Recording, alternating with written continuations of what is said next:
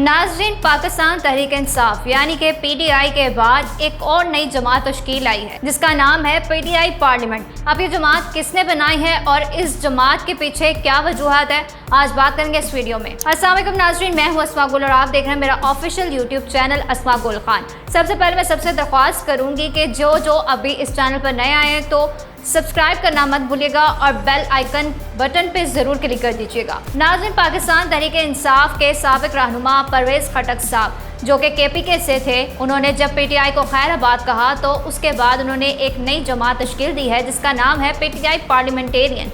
अब इस जमात का पहले तो नाम ही सेम है। अब परवेज़ खटक साहब ने ये सोचा कि शायद पीटीआई का नाम देख के लोग उनको भी सपोर्ट कर देंगे, जो कि उनकी सबसे बड़ी हमाकत है। और परवेज़ खटक साहब ने एक रिपोर्ट पेश की है जिसके अंदर उन्होंने अपने 55 रहनुमा शो करवाए हैं, लेकिन उसमें से भी आधे से ज़्यादा रहनुमाओं ने कहा कि नहीं, हमने तो उनकी हिमायत का ऐलान नहीं किया। तो यहाँ पे सबसे बड़ा ब्लंडर हुआ है।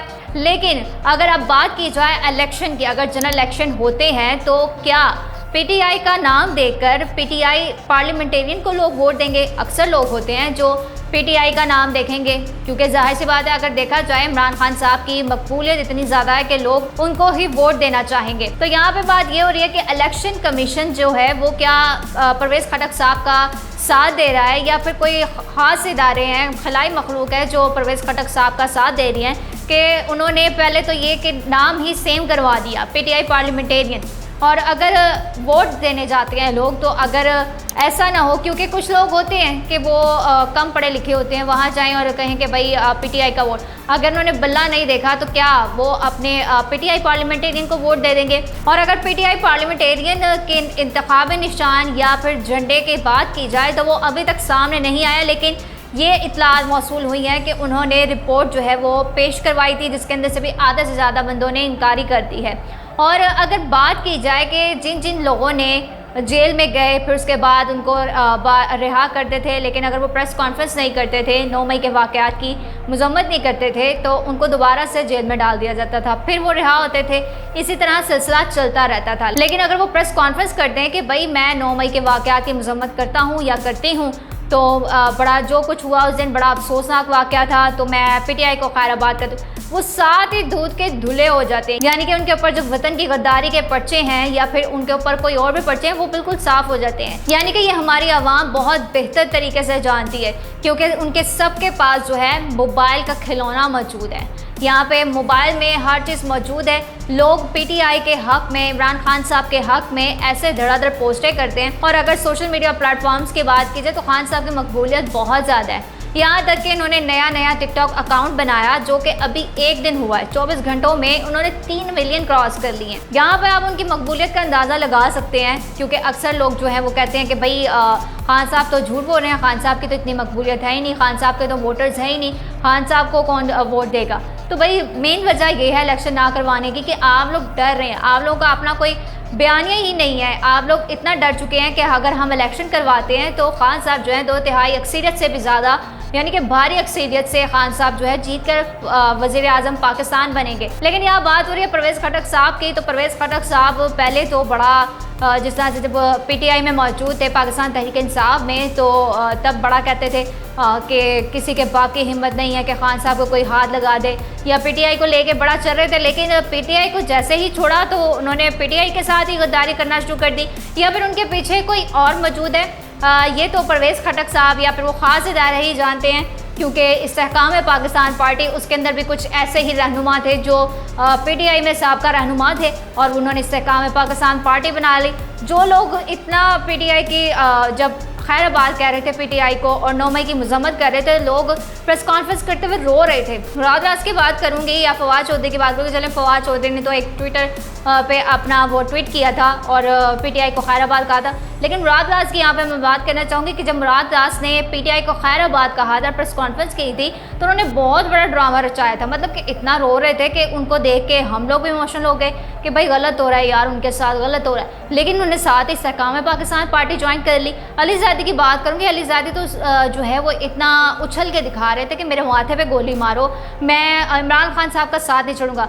चलें, हम मान लेते हैं कि आप लोगों का साथ जो है बहुत बुरा हो रहा था, आप लोगों के बच्चों पे तशद्दुद किया जा रहा था, या आपकी फैमिली को हरासा किया जा रहा था, या आपके घर में तोड़ फोड़ की जा रही थी, या आपके बिज़नेस को नुकसान पहुंचाया जा रहा था। लेकिन यहाँ पे ये बात काबिल कबूल नहीं है कि अगर आप लोग एक पार्टी को खैर आबाद कह रहे हैं तो या तो आप सियासत से किनारा करें कि ठीक है भाई हम हक के साथ चलेंगे, हम सियासत से किनारा करते हैं। लेकिन यहाँ पे बात आ रही है दूसरी पार्टियाँ बनाने की, लोग अपनी अपनी पार्टियाँ बनाने को फिर रहे होते हैं। यहाँ तक कि फवाद चौधरी साहब के भी शाह महमूद कुरैशी साहब से मुलाकात हुई थी कि भाई हम मिलके पार्टी बनाते हैं, हम मिलके जो है इस तरह से कर लेते हैं। लेकिन इस्तेहकाम पाकिस्तान पार्टी में उन्होंने शमूलियत इख्तियार कर ली। अब परवेज़ खटक जो उनकी पार्टी है PTI पार्लियामेंटेरियन, अब देखते हैं कि उनके अंदर कौन कौन से रहनुमा शामिल होते हैं और कौन उनका साथ देते हैं। लेकिन अब उन्होंने एक ये भी ऐलान किया कि PTI में कोई भी कैंडिडेट या खान साहब, स्पेशली उन्होंने खान साहब का कहा कि इमरान खान साहब मेरे मुकाबले में खड़ा होकर दिखाएं,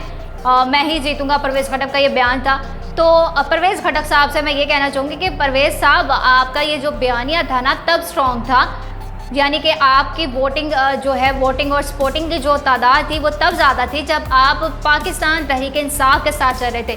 पाकिस्तान तहरीक इंसाफ सिर्फ इमरान खान का नाम है, अगर आप इमरान खान के साथ चल रहे होते तब आपके वोटर सपोर्टर बहुत ज़्यादा होते। लेकिन आपने वो अपना बयानिया जो है वो गिरा दिया, आपकी जो वोटिंग की तादाद है वो नीचे गिर गई है PTI को खैराबाद कहने के बाद। अगर अब आपकी जगह मुराद सईद को खड़ा करते हैं तो मुराद सईद साहब में इतनी पावर है कि वो पूरे KPA को अपने साथ लेके चल सकते हैं। तो जनाब साहब मैं आपसे ये कहना चाहूँगी कि अपने ये माइंड से निकाल दें कि खान साहब अगर आपके मुकाबले में खड़ा होंगे तो आप जो हैं वो जीत जाएंगे। यह आपकी बहुत बड़ी भूल है, क्योंकि ये आलमी सतह पर सबको जहन नशीन ये बात हो गई है कि अगर अब सही तरीके से जनरल इलेक्शन होते हैं तो इमरान खान साहब भी भारी अक्सरियत से जीतेंगे। यही बिना है कि इस बिना पर वो इलेक्शन नहीं करवाना चाहते।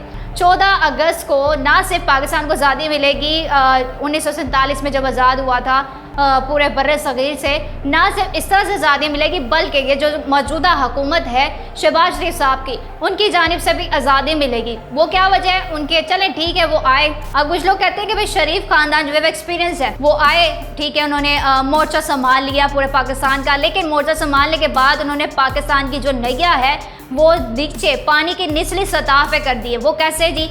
महंगाई की सतह इतनी बढ़ चुकी है कि लोग खुदकुशियों पे मजबूर हैं, मुल्क डिफॉल्ट होने को है, जो बड़ी बड़ी इंडस्ट्रीज थी वो तबाह हो चुकी है। और ये आलमी सतह पर ये देखी जा रही है बात कि पाकिस्तान के इन्होंने क्या हाल कर दिया है। हर दफ़ा ये लोग ये कह देते हैं कि भाई हमें आगे और मौका दें, हम अब इस दफ़ा मौका मिलेगा तो हम पाकिस्तान की हालत बदलेंगे। तो जनाब यहाँ पे मैं आपको ये कहना चाहूँगी कि अगर आप 2-4 साल हो सकता है कि आप लोगों की उम्रें जो हैं 100 साल तक भी पहुँच जाएँ, 200 साल तक भी पहुँच जाएँ, क्योंकि भाई आप लोग तो लंदन जा के जो है वो अपना इलाज करवा रहे होते हैं, अपनी सर्जरीज करवा रहे होते हैं। तो हो सकता है आपकी 200 साल तक भी जो है वो उम्र पहुँच जाए। आप तब भी ये कह रहे होंगे ना, अगर आपको बार बार इक़्तिदार में आने का मौका मिला ना तो आप हर दफ़ा यही कहेंगे कि हमें इस दफ़ा मौका मिला, हम मुल्क की हालत बदल देंगे। जबकि मुल्क की हालत बदलने की बजाय आप मुल्क की हालत अबतर से अबतर करते जा रहे हैं। तो खुदारा मुल्क के लोगों पे, मुल्क पर रहम खाए। अपने ये आप लोगों का ही मुल्क है, यहाँ पर ये आप लोग पैदा हुए थे, यहीं से ही आप लोगों ने अवाम के पैसों से, अवाम की जेबों से टैक्सेस निकाल के करप्शन की है, अपनी जायदादें बनाई है। तो आपने अपनी जायदादें जो है वो कब्र में नहीं लेके जानी। तो खुदारा मुल्क के हालात पे रहम खाएं और पाकिस्तान को बख्श दें। अब किसी ऐसे बंदे को आने दें जो मुल्क को आगे लेके चले। मुल्क अगर मोर्चा संभालता है, मुल्क की जो नैया है वो एक अच्छे तरीके से पार करे,